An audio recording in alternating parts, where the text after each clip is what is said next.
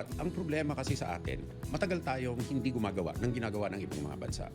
Ang ibang mga bansa talagang ensayado at sanay ang defensive posture nila. Ang pinakamaliit na bansa dito sa ASEAN, ang Singapore, ay normal sa kanila yan. Ngayon, na kailangan iakyat natin ang defensive at deterrent posture natin, nababahala ang tao, nagpapanik ang tao kasi wala sa DNA natin yung ganong klaseng paghahanda. No?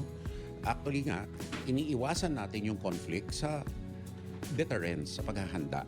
Ating preparations at paghahanda, normal lang na evolution. Katulad ng statement ni General Bonner, part ng doktrina yan ng resilience at ang normal supply chain natin ay ganung katagal. Kaya sinasanay natin na sarili natin at nag-iimbak tayo ng mga stores. Kasi normal yan eh. Hindi lang nga ginagawa nung araw. Porque hindi ginagawa nung araw, hindi tama na hindi natin gawin ngayon.